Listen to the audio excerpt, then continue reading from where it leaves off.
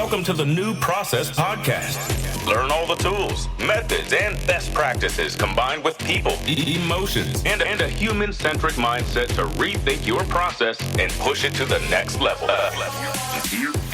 And here is your host, Mirko Kloppenberg. Yeah, welcome to episode 33 of the New Process Podcast. Today it's all about change and transformation in complex organizations. And as it turned out during the interview, it's also a little bit about process mining. So today I'm talking to Gia Thi Nguyen. Thi is currently working at SAP in Singapore as Vice President for SAP Signavio's market impact in Asia. Before that, he worked for nearly 20 years in various roles at Siemens. To highlight and summarize, he worked in 6 countries with various functions, from being a CIO in Vietnam, implementing SAP for a company and plant that was set up in parallel, for restructuring and turning around acquired companies in Spain as the CFO. And he also led as the global head of operational excellence for Siemens Digital Industries, change on a large scale by kickstarting Siemens Process Mining journey with the introduction of a digital twin of the organization.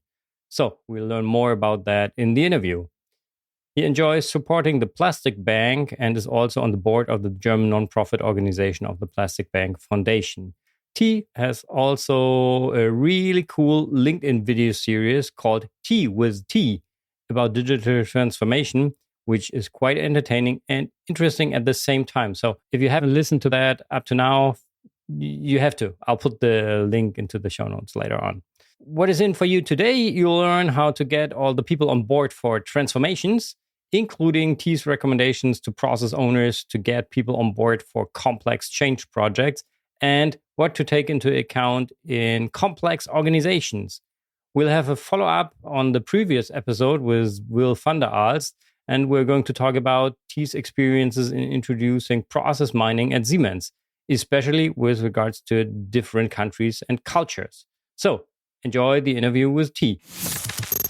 And now, let's start to rethink processes. Yeah, welcome to the New Process Podcast, Thi. It's great to have you here today. Today, it's not tea with Thi, it's just a conversation between you and me. So, welcome, Thi. Thanks for having me. Yeah, great. So, let's dive right into the check-in. What do you prefer in an aircraft, aisle or window seat? It depends. On short-time flights, window. On long haul, definitely aisle seat. Yeah, okay, short-time window. That's good. I was flying from Stuttgart to Hamburg yesterday, and I also had a window seat. And it was beautiful to see Hamburg in the afternoon there. That was great. Also, Stuttgart was nice. Okay, what is your favorite airport? I think I don't have actually a single one favorite airport. I think every airport has its charm. But if I have to give you, let's say, 3 airports I do like. Changi, of course, in Singapore. Absolutely efficient immigration. I never take more than 2 minutes, to be honest. Really? That's cool. I also love the old Berlin-Tegel Otto Lilienthal, because this is where I was born and grew up. But each and every gate had their own luggage conveyor. So you never needed to look, where's your luggage? It's just there, right? It was that small back in the days. And I do also love Nuremberg for its very, let's say, compact size. Yeah. And it has a direct metro access to it. But I mean, metro at the same price as if you would go anywhere. So that was actually my 3. Okay. Yeah, that's interesting. I also like Nuremberg, but I only got a rental car there. So never tried public transportation in Nuremberg before. But we'll see. Cool. So what was the best process you have ever experienced? Well, it's a tough question. But if I think of one I really, let's say, remember very well, is probably a customer success process in online gaming where you play with real money. And the reason is that they want the best of you, which is our money. So therefore, anytime I had any engagement, I had the necessary amount of automation, but also the necessary amount of human interaction. And when it got heated up, I got money. So really, literally, like I escalated a topic. A person called me and said, you don't know who I am, but you will get money. Okay. $100 credited to your account. Yeah. So they really know how to deal with the customer. Yeah. Okay, yeah, that sounds good. And it was a real person who called you, yeah? Not a computer. That's correct. Okay, cool. So let's get closer to the topic of today, of processes. How would you describe your relationship to processes? Well, I think actually my relationship to processes is actually quite common and similar to everyone, which basically means, I'm a 40 years old. So my relationship with processes is 40 years, meaning everyone is experiencing processes. And when we talk about, let's say, the practice of business process management, of course, then my formal job has brought me into that realm, let's say, really from the beginning of my career, so over 20 years ago. But I think it's really a hate-love relationship in a very positive and optimistic point of view, because I have never seen a person who likes a bad process. Okay. And I think this is something really humbling and also something that connects us, that even if I can't change the past of having experienced bad processes, I still get a lot of, let's say, also gratification, satisfaction of improving it for other people to experience. So for me, it's okay. The ship has sailed, the train has passed. But I think processes are everywhere. Processes affect everyone. No one likes a bad process. And I think that's my relationship with processes in a nutshell, yeah. Okay, perfect. And I already introduced you as Vice President for SAP's Signavio's market impact in the Asia, Pacific, Japan, and Greater China region. Is that correct? That is correct, yes. And market impact is actually quite easily to be described. Basically, it's part of our marketing activities. Yeah. And marketing really entails all aspects of marketing, whether it's product marketing, field marketing, all the events, the communication, but it also includes the evangelization and the thought leadership around the value proposition, really from the beginning to the end. It's also about the demand generation. It's about enablement, internal, external. So it's a very wide range. And that's why we are also a very, very diverse team of very, very different kind of experiences. And that makes it very exciting. Yeah. Yeah, okay, I can imagine. Before joining SAP, you had various transformation projects within Siemens. Which one was the most challenging there? Let me try to give you a little bit of a complex answer, but I keep it simple, hopefully. Okay. I think the most challenging project was always the next one. And the most challenging while I'm experiencing it is the current one, okay?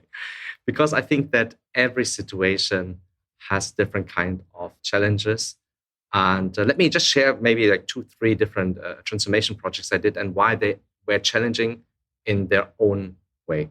Mm-hmm. So, for example, in 2005, I was implementing SAP ERP in Vietnam. So Siemens Vietnam at that time had no ERP solution. And then we basically implemented the whole thing, FI, CO, SD, MM, and PP, even production. We set up a new factory. And you have to imagine, like we implemented it, hired new people, and then really went from big bang with no legacy, no history, to full-blown SAP ERP implementation. And so that was quite challenging. And I was a CIO at that time, and I had zero experience of hardware or of anything. And so that was actually pretty big challenge, because I come from the application arena, but I was also having to buy printers and things like that. There was no cloud at that time. Another one was in Spain, 2010, So if you remember, I hope you can forget, but in 2010, Spain, Italy, Portugal went through a very long economic crisis. And I was the CFO of a Siemens affiliated company, and I had to really lay off over 70% of the entire workforce. So we went through a major restructuring. And then again, zero Spanish skills when I arrived, zero CFO skills. I have never worked in my life in accounting controlling before that. So I really come from an IT background, always focusing on processes. Yes, that's true. But yeah, there it was, yeah. And probably the last really big challenge was during Corona, everyone left Vietnam, every foreign expat left Vietnam. I went in. Yeah, so I was literally on a consular airplane because already no one was allowed to come in. And I worked in healthcare. So I led a team of around 80 people in service. I led the service business of Siemens Healthcare. Again, 0% experience in healthcare. I never had luckily, I never even knew what a CT is in my life. Yeah, I never seen one live. I see it in the pictures. But to really understand what's the difference between a MRI, a CT, X-ray, it's very humbling to be able to learn these things. And so these are 3 examples of big transformation topics on an internal level, but also externally. We had to do quite a lot of things. You can imagine COVID time service, how to keep operations running, and then at the same time pushing healthcare 4.0. Yeah. Okay. That's super interesting. And, I'm fighting a lot for a human-centric BPM approach. In all these complex change processes you were leading, how did you manage to get the people excited, to get them on board, to involve them? What was the trick there, the recipe? I think there's really not a trick or a recipe there, but if I go, let's say, quotes unquote, on the lessons learned aspect, I think this is really not a big secret. People do like authentic people, and they like to be able to trust someone. But also, in order to be able to trust somebody, there are different things you can do.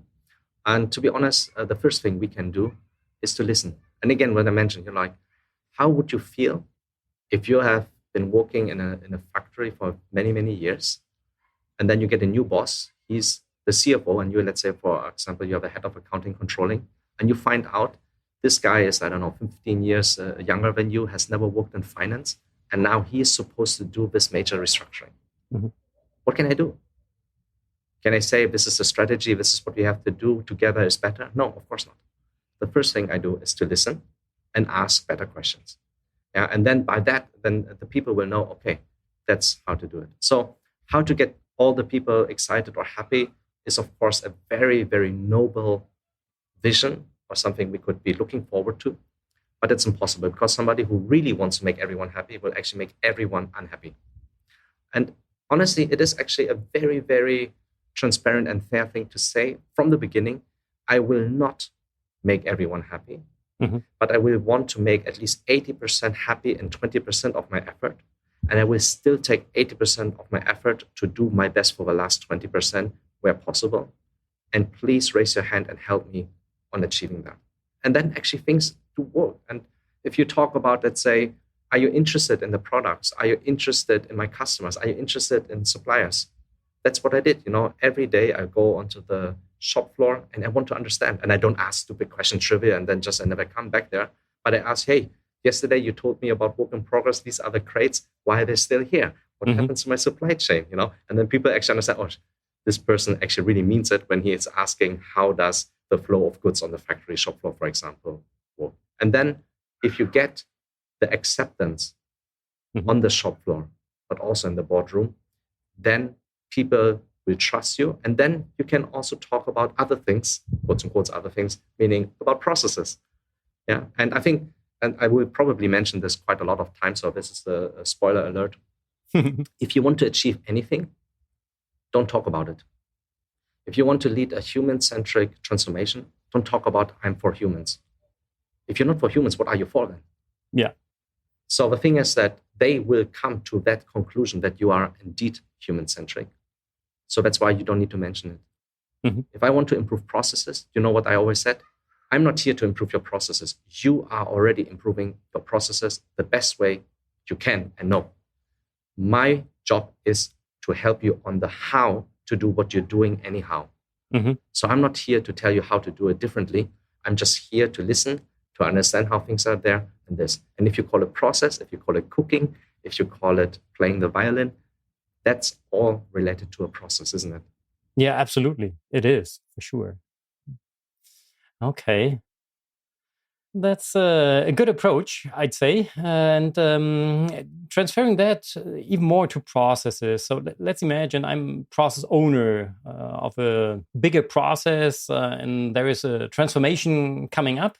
What would you recommend to me on how to approach the people, how to get them involved, more specific with regards to processes? I mean, probably too long for a podcast, so we can actually split the podcast. But I think there's really way too many things there. And there's really, unfortunately, also, let's say, this kind of instant gratification approach often to think, what's my cookbook recipe? What are the top 10? What are the top 3?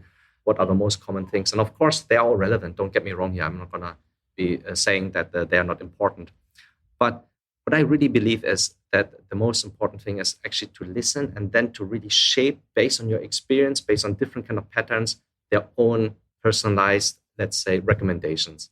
Mm-hmm. But if we are, let's say, using my experience on a scale, of course, there are the common themes around starting small and then scale. I also talk a lot about this so-called concept of, like when you have moving targets, that's child's play. That's easy because everyone will have this challenge. What I'm talking about is moving baselines. That's even worse. They're actually moving the foundation on where you stand. They're saying you're spending X amount, you need to save 20%. Tomorrow they actually say, oh, you actually spend that amount, you need to save Y. Whoa, you just changed the baseline. That is actually something which is really a thing. The other thing is, like, for example, don't focus too much on the targets. Focus on the triggering events to move toward that target, because then the target is just a target. I always say, I'm a finance guy. I said, can you improve the EBIT? Of course you cannot. Whoever told you can improve EBIT is a liar. You can improve your top line, your revenues, and you can improve the cost position. And then the resulting thing is called EBIT. Yeah. So we should look at the other things. Yeah. So that's why, don't focus too much on the targets, but understand how the targets are influenced. I talk about having a compass and a map. Yeah. Because if you have a map, but you don't know which way to read it, then it's also not worth it. So sometimes you just need a compass, the directions. Okay. Yeah. Even if you go left or right and no one talked about it, What else? Resistance to change. Honestly, I don't buy this stuff. There is no resistance to change. Resistance to change is really the greatest library of knowledge. Talk to these people, ask them, why are you resistant? Because probably you wanted to change, but somebody else wasn't listening. And that's why you're resistant to change, because you can't deal with the same BS force-fed into you. And that's why they're resistant to change. Otherwise, no one is resistant to change. I told you, everyone loves a good process. And also, even everyone, well, not everyone, most of the people would also sacrifice their own process that somebody else has a good process if they really see it. If everyone are just talking, you need to take the bullet for the team. No, they're not. But if they see that, So yeah, I'm plugging a lot of my Tea with Tea episodes here. Sorry about that. But really, if we look for the secret sauce, it's a hard to swallow pill. There is none.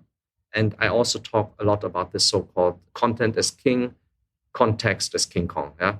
And this is something what is really important. And maybe to make, if I have to now, sorry for the elaborate answer, but if I have to pinpoint on one thing I can recommend process owners to do, contact me. We have a Tea with Tea. I talk, I will listen, and let's see if I can help you. Yeah, that's probably the first thing. And if I cannot, then at least I confirmed that they are on the right track, right? It's also a good thing. So I am what I share, and that's basically maybe the number one thing I can recommend. Yeah, I listened to 2 of your videos this morning because they were presented, I don't know why, in my stream today on LinkedIn, and they really gave me food for thought. So one was about eine Sau durchs Dorf treiben. So I don't know, have a new Drive bus the sound thing through the village, whatever it is.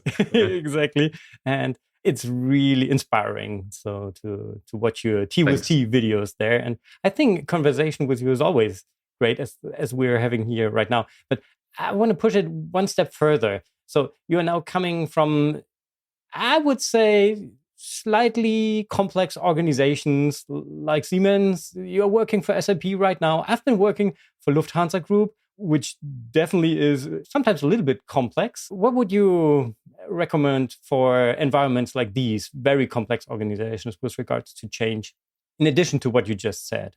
I always say that, systems, tools, platforms, technology is very complex, and that's true. But only people have a capability to be complicated.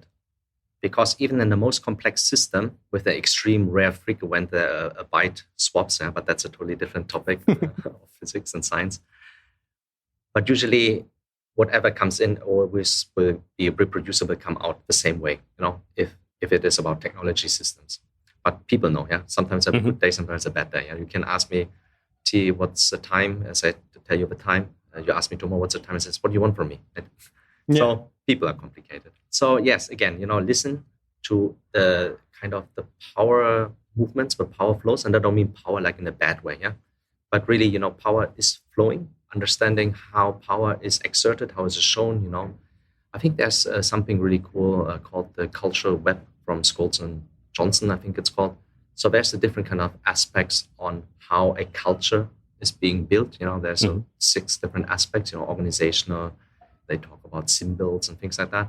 And I think what is really exciting is about me, and it has a peculiar experience because I don't get nervous anymore, when I have a big speech or things like that. And the reason is because I have been trained from very, very young age to deliver performances, whether it's musical, whether it's athletic. And then I also had the chance to do a lot of public speaking. Yeah? So I think Simon Sinek actually put it very well.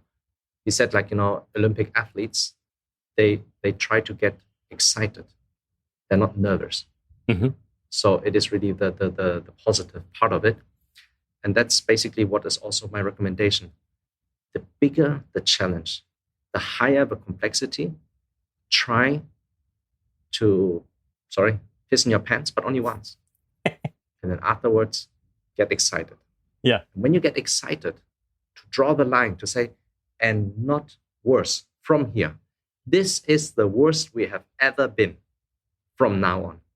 Yeah. I think that's a really exciting thing. Yeah? And I think this is something I understand, you can think about being focused, or is it a tunnel vision, and to be honest, I think in large organizations, the problematic is not the complexity, because the complexity is a fact that is there anyhow.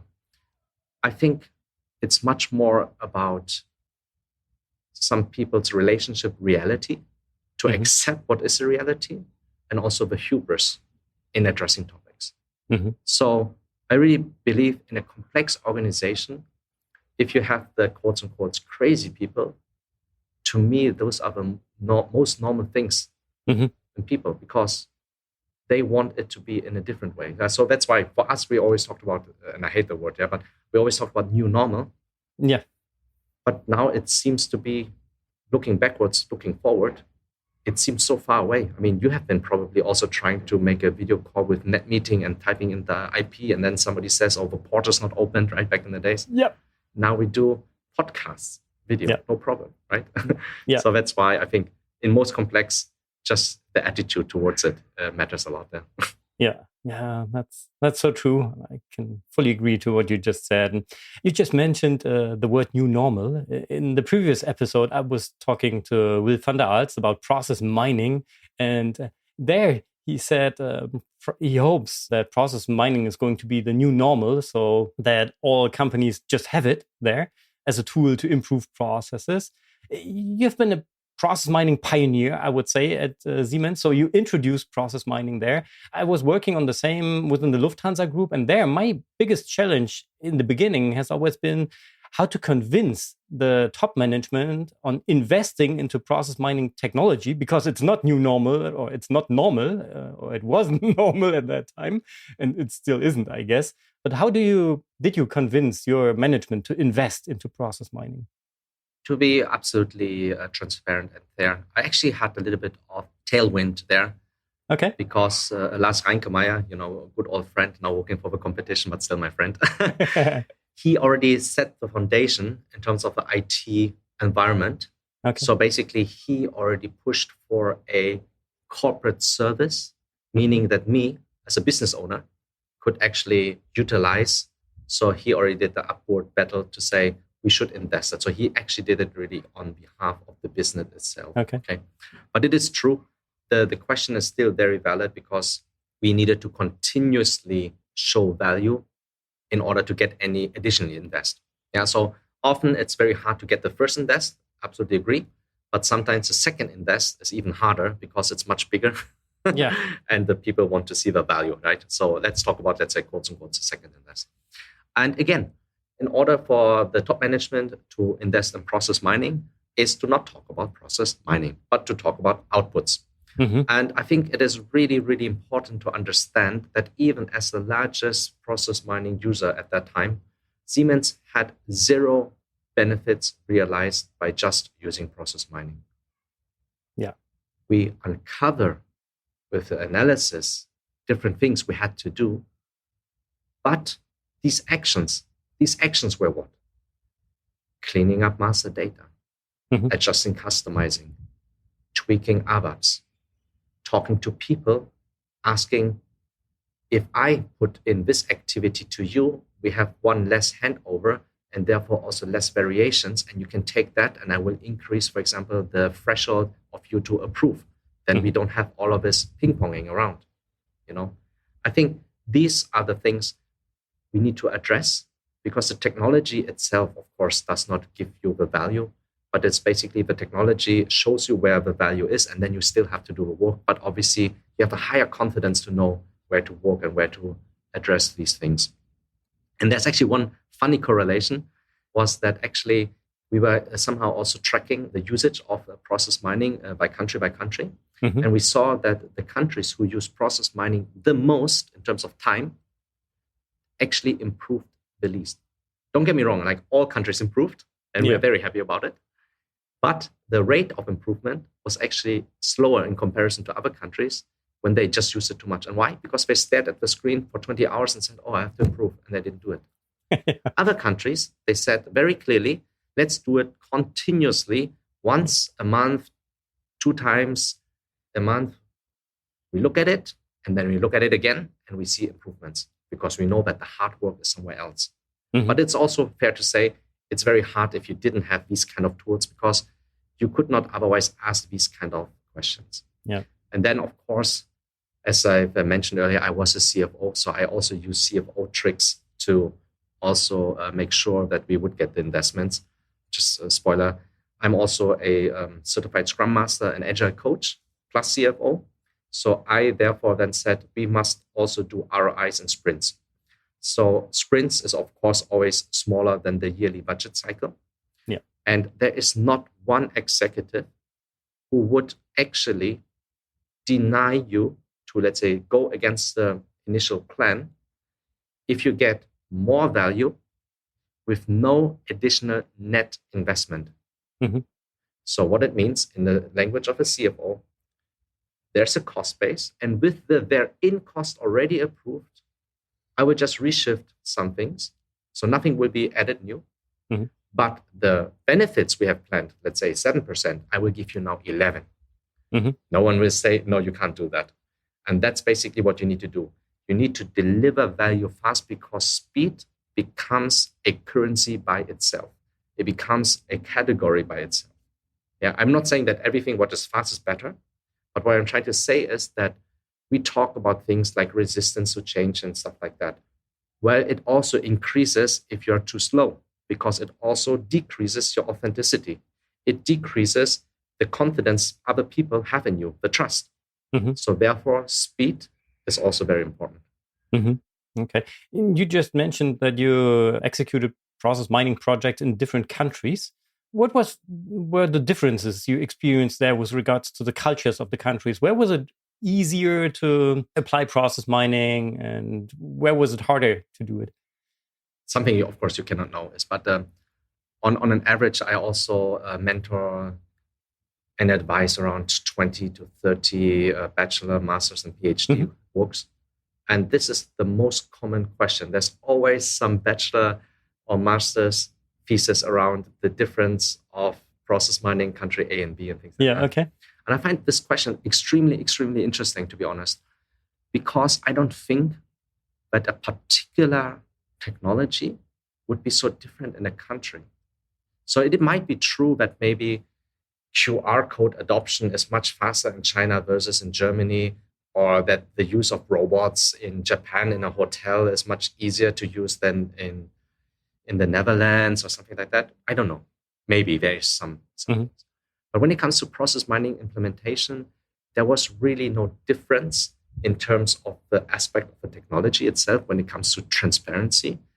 But there was obviously a difference in terms of the maturity, in terms of the output metrics, which were, let's say, our targeted. We had the so-called digital fit rate, which basically measured the numbers of manual interactions end-to-end in the order-to-cash process. And so basically, manual interactions, the lower, the better. So we basically saw that some countries were really, really good, having very, very low digital fit rates.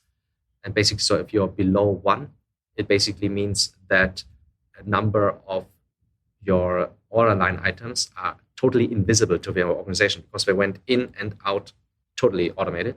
Mm-hmm. No interaction whatsoever across all the steps, not only one step, all the steps. So that maturity was totally different. So therefore, in different countries, they had different focus areas in terms of, let's say, increasing automation. Mm-hmm. Other countries had to focus on reducing manual rework. Other countries had to do baseline and create good models or standardizations first. Yeah. So that definitely changed. But also one of the questions I get a lot is, and I know you haven't asked it, but I think it's associated to it, is it's just a language topic. If I go to the US and talk about BPM, they say, I don't care about processes, I care about outcomes. If I go to Germany or the Netherlands, I talk about processes. We have a really cool discussion about process, very mature. If I go to, I don't know, Japan, talk about processes, they say, oh, I'm not process driven. All of this is just a language matter. Mm-hmm. The father of a homeland of quality management, of whole Kaizen, and of all of these topics, Muramura, of waste, comes from Japan. So just talk their language. Mm-hmm. Talk the language of what it means to be process manager. Mm-hmm. In the US, of course, talk hammer. Yeah. Talk about the re-engineering. That's also process. So it's an issue of positioning. So therefore, of course, process mining is quotes unquote easier to position because there is no legacy. There's no bad experience to it being quotes unquote sluggish. Yeah. And that is probably the bad rap about BPM. Process mining, of course, has this uplift as being something totally new. Yeah. Okay. And in the beginning, I think the people where you introduced process mining did not know what that really is. So maybe they thought, now you're going to analyze my performance and I don't want to participate in the project. How did you get the people excited about process mining? Maybe it's important to understand that I was never in charge of process mining or I didn't, let's say, implement it. Process mining was just a small slice of my overall portfolio of responsibility. So I was the global order to cash process owner responsible for Siemens Digital Industries. And later on, then I also was in charge of offer to order, which is a totally different game. Yeah. So we talk about CPQ, configure price quotations, things like that. And I was also the global pricing manager as well. So I had a multitude of things. The implementation of process mining was, of course, a very visible one. Yeah, absolutely true. But at the same time, I also had to set up shared service centers in Bulgaria, Poland, and in Portugal, for example. So we had also major restructuring topics. So, I had some past in Spain. Yeah? So that's why I know how to do restructuring. So therefore, when I appear in front of my local stakeholders, we talk about outcomes. We talk about the reduction of preventable manual rework. We talk about customer NPS. We talk about standardization, cycle times, and things like that. And that we did through process mining, RPAs, workflows, and other things. Yeah? So I think this is really important to understand. You need to have the full stack out there, and then just a small pitch. That's why I'm at SAP Signavio, because we do all of these things. And I think this is really the important aspect. That's an important aspect. Yeah. So that's why there were some times where you had an executive and they had to say, do I have RPA? Yes, check. Do I have process mining? Yes, check. Anything AI, something? Yes, check. And then the next year was, how many bots do you have? Oh, shit, I have only, I only have 200 bots. Oh no, let's build up another center of excellence and then we do addition. Yeah. I was never about that part. Yeah. So I never valued my responsibility. How big is my COE? Do I have a COE or stuff like that? Right. It doesn't matter. No man as omen. And the important part is, can you deliver consistently outcomes? And it is true. Often they are purely financial. Yeah. I don't have to like it, but I still have to deliver it.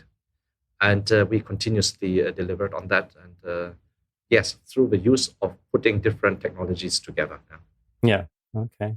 That's super interesting to have your, how should I say it, human-centric, financial, process-oriented view onto the world of business. That's super cool. Taking all this experience, what would be your top 3 recommendations to our listeners to get to more human-centric BPM, to inspire people for processes, to rethink processes? Again, I can repeat it, and we have it on record. Anyone, please contact me. I will listen to your situation, your context, and I will give you personalized top 3 recommendations after I listen to your story. Okay, that's an offer. And of course, there will be some, let's say, common things. But I think maybe if I can share one of my favorite quotes, and it is science provides an understanding of a universal experience, and arts provide a universal understanding of a personal experience. And that quote came from Mae Jemison, first African-American female astronaut. And I think it is really true. So we can have the theory, which is true and relevant, just as averages are right. The average German drinks X liters of beer, eats X kilograms of chocolate.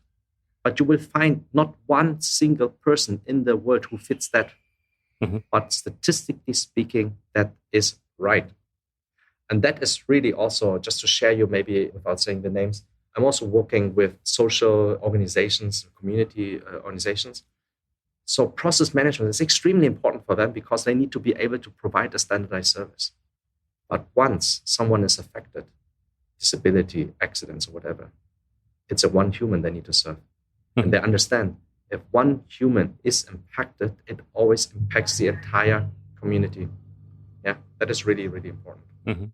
Okay, thank you for these recommendations, and especially for the offer of contacting you to get personalized recommendations. That's super cool.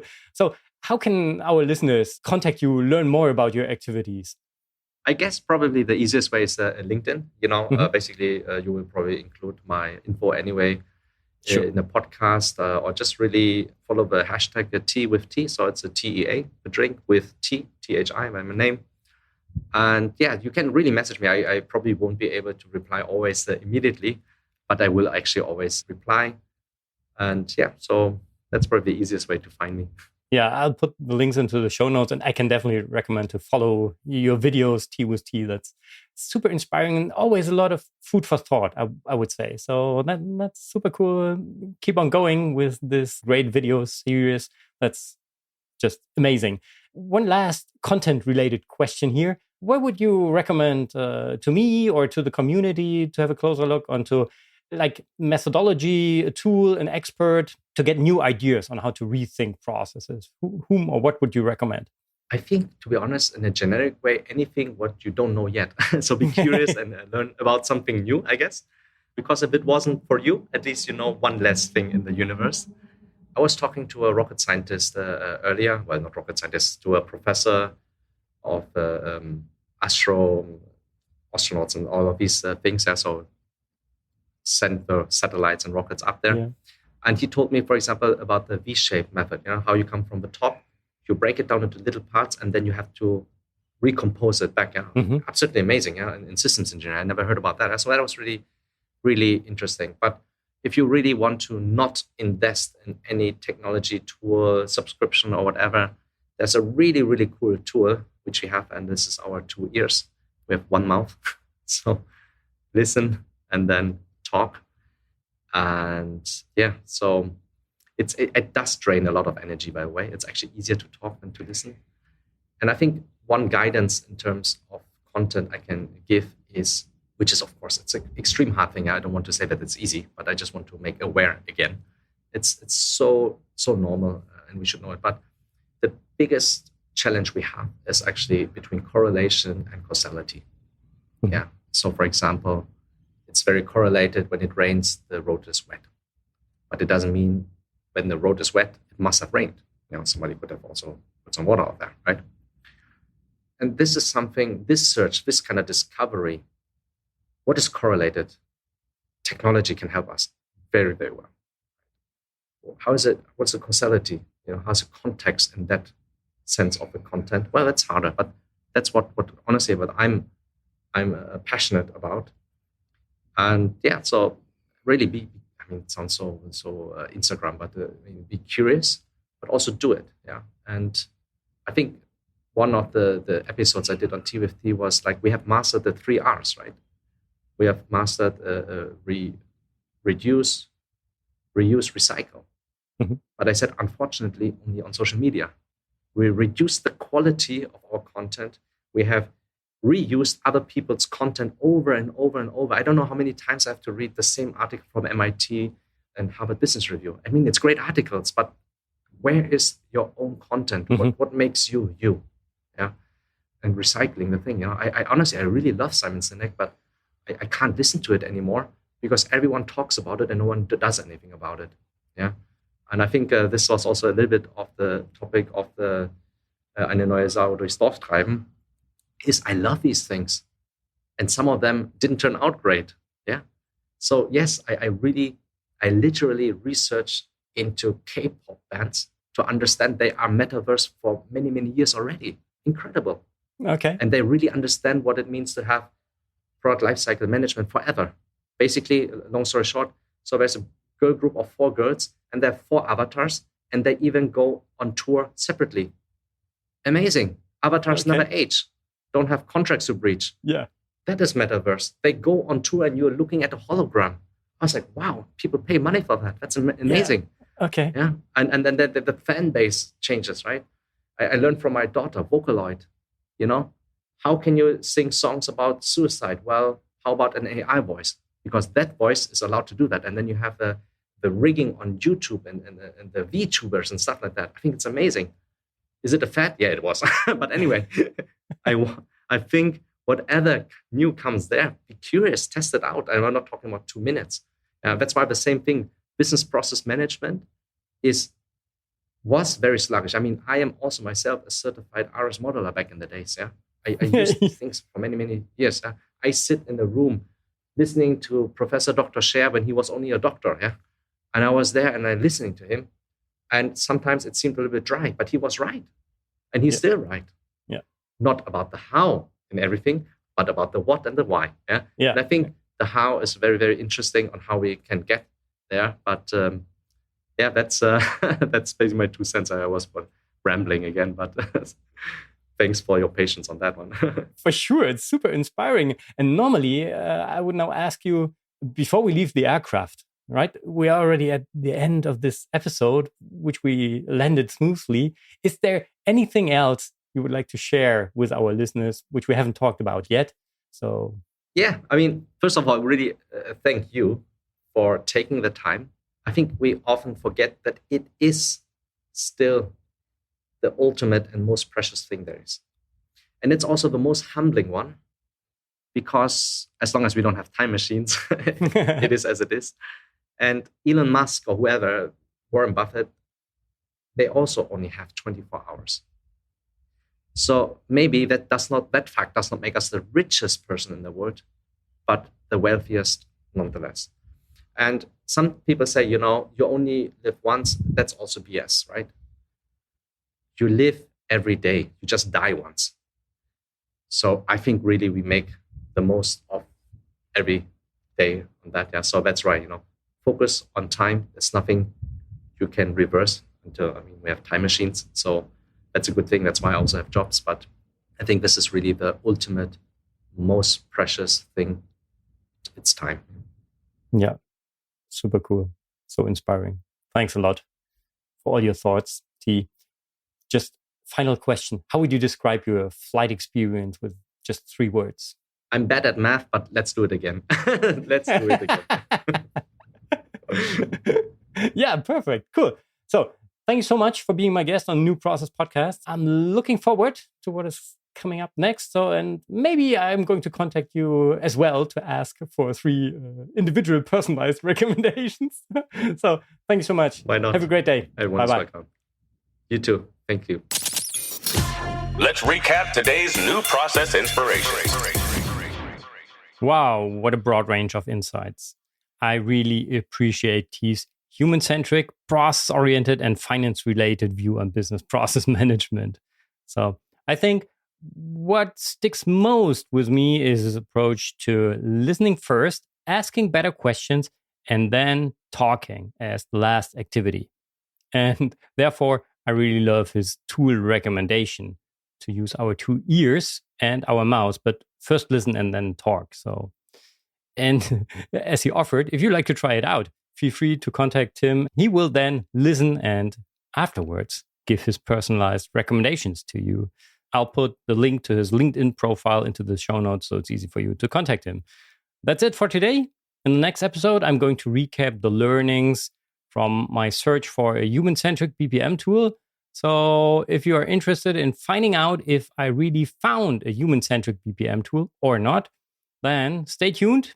Otherwise, other interesting episodes are coming up, expert interviews, and maybe also some more tool interviews afterwards. But for now, thank you very much for listening. Have a great day. Bye-bye and auf Wiedersehen. You've been listening to the New Process Podcast. Make sure to subscribe so you don't miss the next episode for more tools, methods, and best practices to rethink your process and push it to the next level. Thank you for listening. Before you leave, as you might know, I'm doing a lot of research on how to rethink processes and how to get people excited for processes. So if you would like to find out more on how to do that for your own process, then I can recommend to you to download my free new process checklist, which is available on newprocesslab.com/checklist. So just go there and download the file and then rethink your process. So have a great day. Bye-bye.